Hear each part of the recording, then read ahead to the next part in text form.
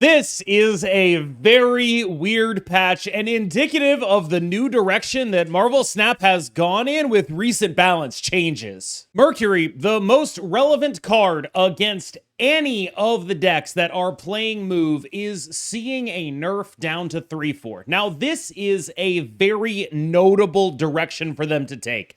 It has been very clear that the relationship between Marvel Snap players and tech cards is a fraught one. And the game has actually, in my view, gotten a little bit better as these tech cards have become less free to include. But Mercury's change will likely prove controversial with many content creators who focus on the higher end of competitive gameplay. It also throws into a very stark light right before the Golden Gauntlet World Championship that this game does not seem to be balanced for top-end competitive gameplay. And I think that's kind of a known thing. But seeing this, I would expect the large reaction from the majority of high-end content creators to be, this is a bad idea, move is already broken. And I think there is some truth to the idea that at high levels of play, move is an oppressively powerful deck, or at the very least, one of the very best decks. However, is the proper solution to move to have the tech card that beats it just be able to go into whatever mid-range pile feels the need to do that? I'm not so sure. It especially probably shouldn't happen at the very cheap cost of a 2/2. 2/2 that can move is pretty close to on rate. That's not actually that far off of just playing Jeff the Baby Landshark, who is not amazing, but definitely a fairly on rate 2-drop. At 3/4, this is a card that has a lot of other competition. But I also think that because of what we've seen with Shadow King going to 3/4 and then being relevant anyway, that if you're worried about move, this is not a hill to die on. You are still going to be able to play Mercury if you want to beat the move matchup. It's just going to be worse in every other matchup. And that level of balancing, or that approach to balancing, is a through line in how they have approached tech cards recently. If you want to beat 10s, if you're worried about Cull Obsidian, you can still play Shang-Chi and he'll be good. He just won't be as good as he used to be. If you're worried about ongoing cards, you can still play Enchantress and she'll be good. But she won't be as good in every other matchup because she will just be a 5/8. If you're worried about Mr. Negative, you can still play Mobius and you will beat Mr. Negative, but it won't be a free inclusion. If you're worried about the zombies, you can still play Shadow King, and it will still be very good, even though it's a 3/4. And so I think that this is the kind of change that has been successful in inducing more variety in recent Marvel Snap metagames. I do wonder, though, at what point there is a line that needs to be drawn about how many tech cards are, like, really you have to sacrifice to get them in there. I also think it's worth pointing out that Mercury at a 3/4 that can move is still actually kind of better than what Shadow King is. It's just Shadow King is going to be a little bit more relevant. So I think a lot of people are going to look at this Mercury change and say, this is ridiculous. Second Dinner is out of touch. I can't believe they did this. I don't really think of it in those terms. I think of it as just, this is the 6th change along these lines they've made in recent weeks. And a lot of people's reaction to the Shadow King change was they just killed Shadow King for no reason. But these cards aren't really defined by their own stats. They're defined by the context of the metagame around them. And if enough people are playing move, then you're going to find a way to get Mercury in your deck anyway. So I think that on the whole, while this is the kind of change that makes it a lot less free to include this card in your deck, it's also not really going to impact the metagame the way a lot of people are talking about. Move was already good. Move might not even get better because people will be playing this because they are afraid of move. At a high level, move is already a good deck, Mercury or no. A bunch of Mercuries running around makes it a worse deck, but it is still a good one. At a low level, a bunch of Mercuries running around absolutely kills the deck. So I think that largely for the bigger player base of Marvel Snap, this actually kind of is a good decision. Black Cat is a sneaky contender for most balance changes on one card. I want to say she's been 2-6, 3-7, 1-5, 1-4, 4-9, 4-10. A lot of different stat lines, same text every single time.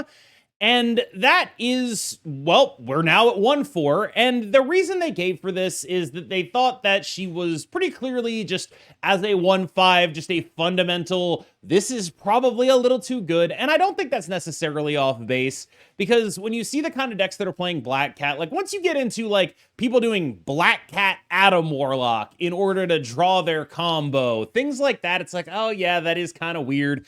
When you think about how long Black Cat stuck around in end of turn shells that didn't have any synergy with her end of turn ability in any way once Fantasticar left, just as a 1-5 because you liked playing a 1-5, that's pretty notable. When you think about Black Cat in the Darkhawk deck with Supergiant, it's just like, all right, maybe it's just not okay to have a 1-5 that isn't martyr tier bad long term. This does put Black Cat, I think, pretty firmly back into the unplayable outside of Fantasticar category, unfortunately, because Hydra Bob is just going to be a better option for a 1-4 very consistently. I think this pretty clearly cements Hydra Bob as the one drop of choice in as many decks as are plausibly running it. It's really just a question of like what decks were running Hydra Bob and Black Cat and what goes in there instead of the Black Cat if you were already playing the Bob. I think a points nerf to Sauron is basically fair.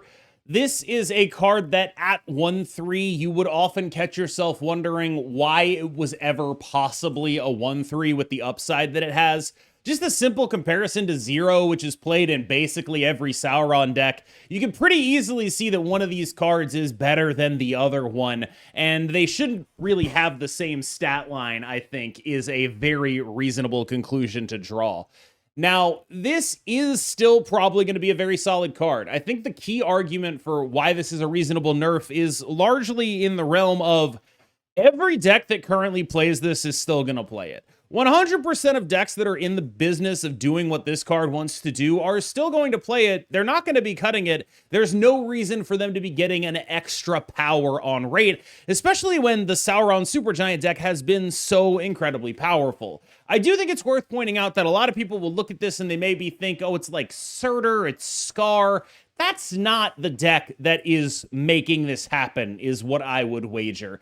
This is very clearly in reference to the very powerful Sauron Supergiant deck. It's one of the best decks in the game. It's extremely, extremely strong and has been for a while for, and this is also important, various reasons. It went from a deck that hard countered the Invisible Woman type stuff to the most close resemblance we have to a full tech deck in the modern era.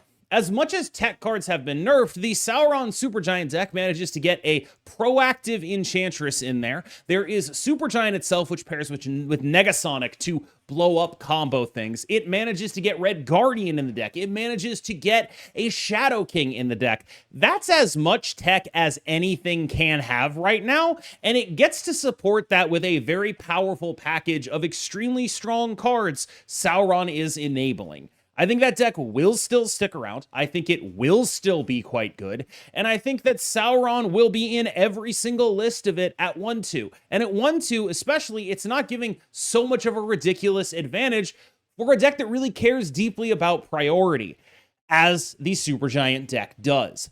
If this was just the case of Scar and Surtur, I don't think Sauron would be nerfable. But because of the way the Supergiant deck interacts with priority, because of how much the free points you get out of all of the stuff in this package subsidize the tech that you're allowed to play, and because that deck is probably the single most tech-heavy, playable to good deck in the current era of Marvel Snap, yeah, I can see it. Speaking of, yeah, you remember how I said that deck is the single most playable to good tech deck in the entirety of Marvel Snap? That's honestly something I think will still be true even with Supergiant losing a point of power. But this is definitely the kind of thing where it's, okay, this is really relevant. And I think that it's also worth pointing out the connection with Golden Gauntlets here. The original buff to Supergiant from 4.5 to 4.7 was because nobody played her in any Golden Gauntlet. Now here we have, just before Golden Gauntlet Worlds, Supergiant being such an overpoweringly powerful presence in the metagame at 4.7 that it has to get nerfed going into the final tournament in the series. That is a notable tie to me that I think is really indicative of the ways that it is possible for tournaments to inform balance. I don't think this is a tournament-based decision, though. This card was just too good. It is the only card remaining that allows for what I would describe as blanket coverage. It is very difficult to reasonably play around Supergiant Negasonic if you are a deck that cares about the texts your cards have. It just is extremely difficult to do. Supergiant and Shadow King is a very powerful tool against all of the decks that care about green power. And one of the things they mentioned in these notes is they think Marvel Snap is better when there are powerful synergy decks going head to head, and it's not a game of reactive answers making your powerful synergy decks feel unplayable. The deck that was the closest to feeling like that, and Art, to me, maybe the best one of those decks has ever been. Like, when you compare how good this kind of Supergiant deck was compared to, like, say, Ceratech, I would argue the Supergiant deck was significantly better, significantly more powerful, significantly more disruptive. Just a really powerful collection of cards. I can very easily see this being a solid nerf that has to happen. I really think that the through line of this patch is the revelation to us that this is the new world order. Like, we are experiencing, or we have been experiencing over the past few months, patches that have been very different from normal in terms of what they're focused on. Their increased willingness to deal with tech cards, to make them matter less, to make them more expensive, to make them clunkier, that willingness has really stretched into the form the game has taken. We are definitely in the most synergy-focused Marvel Snap metagame that we have ever been in. And a large part of that is due to making these tech cards less efficient and less free as inclusions in decks. And that's not to say that there still aren't a bunch of tech cards running around. They just aren't blanket solutions anymore the way that they used to be. On the subject of blanket solutions, Alioth is losing a point. When Alioth was nerfed to 6/6 in the Great Tech Experiment patch, which at this point is almost a blueprint for things they're doing in the future, I thought that no one would complain if it stayed that way, because I don't really know how many people are fans of Alioth. Alioth is perhaps the least justifiable as a floodgate type card of all tech cards that exist in the game. Every tech card, the same argument gets made as to why it shouldn't be nerfed. Oh, it's preventing something else that would be worse. Over the last few weeks, I think it has become clear to me that this just flatly isn't true about a lot of other tech cards. They either are fully capable of preventing that thing with worse stats, or that thing just isn't worse or harder to deal with because of the other ways in which you can interact with your opponents in Marvel Snap. Generally speaking, this has given me a greater appreciation for both the priority mechanic and the mechanic of having 3 locations, allowing a deck with less points to beat a deck with more points thanks to positioning. Alioth, of all of the tech cards in the game, is the absolute last one that has an argument for holding anything back. This card has never held anything back that a Cosmo wouldn't hold back. It has never in a million years actually been a meaningful floodgate on anything. It has always been a way for people who are doing stupid things already to slam the door on people trying to react to them. That's fine. But I also think it's a very unnecessary space to put a lot of power into. And evidently, the Marvel Snap devs are of a similar mind. They mention in the notes that they don't really want Alioth, a arguable tech card, although I think we're kind of stretching the definition at this point, to be among the best 6-drops, and I think it probably is among the best 6-drops. They look at data, I guess it probably is. That means to me that this is not only a reasonable nerf, but also that I probably would have gone further. X23 losing a point of power feels like a half measure to me. This feels like an acknowledgement that Destroy is maybe a little bit too good, but a recognition that Destroy being maybe a little bit too good is a good place for the game to be.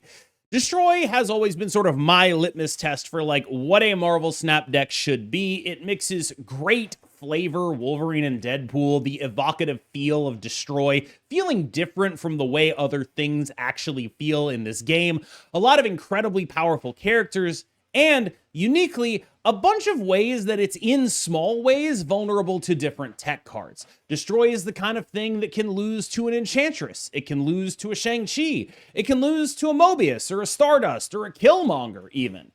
That kind of variety in terms of what can be good against it is extremely notable. And if you really want to beat it, there's stuff like Armor and Cosmo. I've seen C3 decks playing those. I think that level of modality, I want to customize my deck to beat this, or I want to run a card that's pretty good against it and also hits some other stuff, makes Destroy a very compelling opponent if you have it at the top of a metagame. And I think that's a very reasonable thing to do. When I look at this, however, what I see is a half measure. If you wanted to nerf something meaningful in Destroy, I think you could do that by hitting things like Agony, or hitting like, say, a Nico Minoru, or hitting Death up higher. Things like that could be done. What's really happening here is that Moira X and Headpool have added enough consistency to the list that you're very reasonably going to be able to play a solid mid-range game when you aren't full comboing off with Deadpool. If you don't want to hit Agony, sure, that's fine. It's a very reasonable thing not to hit, even though I think it is the component that allows for the biggest numbers on the Deadpool. The big numbers on the Deadpool are a big part of why the deck is fun. I think that's fine. I don't think this changes anything about the Destroy deck. That's ultimately the problem. I don't think it changes a single thing, even in the context of will you win or lose less games. This card has only ever been there for the energy acceleration, and maybe it'll matter that I blew up this card 2 or 3 times and my null is 3 points smaller and this is 1 point smaller. I just don't think it ever actually will, because the scale Destroy is playing at makes individual numbers changes matter a lot less unless they're directly affecting the scaling of the deck, the multiplicative scaling that it has with Deadpool and Null, all of that stuff. I feel like I would rather do nothing than make a change like this. Bundle Theory remains undefeated, Leader getting a buff, although it should also be noted he is one of the variants available in Grand Arena, so maybe that's the tie-in here. Leader has not been good for a very long time. The current iteration of him is good in extremely specific situations. I don't necessarily think that there's no upside in trying to be a Sandman Leader deck right now. I think that this is actually a card that can be reasonably powerful, and I do think that his power matters a great deal, because the more that he's able to contest the lane he goes on, the more he's able to benefit when your opponent plays something bigger at a different lane. That's all true and all real, but ultimately, this guy and his effect are just a little bit too iffy to judge without having the idea of the specific context that you're going to be playing against. If you're in a world where people are actually seriously playing like one really big guy, right? There was a data mined card in the January data mines, I think, that's like a 7/12, right? And it absorbs the power of the front location or something like that. It's just like a big, really big 7 cost card, right? In a world where people are like, I'm going to play Electro, and then my final turn is that, then Leader makes a ton of sense. I don't know that we've lived in that world, and more than that, I think because we've lived in this synergy-focused world for long enough, there are enough cards that are played on the final turns of games that even if they are just like one card, they're way better for your opponent than they are for you. Stuff like Heimdall, for example. I think that that kind of stuff is largely what would keep Leader bad. He's just a little bit too specific, even though I do think that his power matters. I don't think that this is enough power. This feels like a pretty free change. Nakia up to 3-4. I am a big fan of this change. I like it. I like being able to play more buff cards. I like that this card is now significantly better. I like that it is just an easy to play buff card that has a reasonable-ish stat line. I like that we're going into a season where having an easy to play buff card with a reasonable-ish stat line is potentially going to be valuable. I have nothing bad to say about this. They should do more changes like this more often. Just find a card that people like playing that is close enough to having synergy with something new and make it a little bit better. Well, like this, Peni Parker's Spider is gaining a point of power. I have absolutely nothing bad to say about this. Peni Parker is a cool little card that I particularly enjoy. Having a 3-5 merge is pretty cool. They're releasing a card, I think, next week called Man Spider, which also has some merge synergy, which could be a pretty cool thing to experiment with. Peni Parker as Merge Lord never really got off the ground, even though in theory it's the kind of thing that would kind of make sense with her. It just hasn't really happened in practice. Having her be a better rate card is, I think, a pretty reasonable thing to do. One of the real things that sticks out about her about her to me is that when you compare her to Mirage, like a lot of the time, Mirage is getting you something that is cheaper and stronger than the Spider. And so you really need this to actually pay off even when it's at 3-5. I would almost say it would be safe to put this to 3-6. The Electro buffs will continue until morale improves. Apparently, Electro's a 3-5 now. Sure. Like, Electro's stats aren't really the problem. It's that his downside is so prominent that every deck that would ever play Electro is looking to do so in such a way that gets rid of him off the board. So it's like, okay, I'm playing Electro and blinking it. I'm playing Electro and miserying it. I don't care that he's a 3-5. I have had some games where it's like, okay, I blinked him and then I redrew him and I play a 4+ Electro on the final third of the game, and it does matter that he's a 3-5 because that is one more point of power, but I just don't know how much I like it. I'm not saying it's a futile endeavor for them to keep giving Electro power. I am saying that it matters a lot less on him than it would on something that you aren't explicitly trying to get rid of all of the time you play it. It is better for the decks that are playing War Machine, though, because at least that way you get to benefit from this guy being a 3-5. Otherwise, you're just getting rid of him. Like, it's not nothing. It's just not as meaningful as it would be on potentially any other card in existence. All right, y'all. Thank you so much for watching. As always, I have been KMBest. You have been phenomenal, and I will see you in the next one. Hoot growl.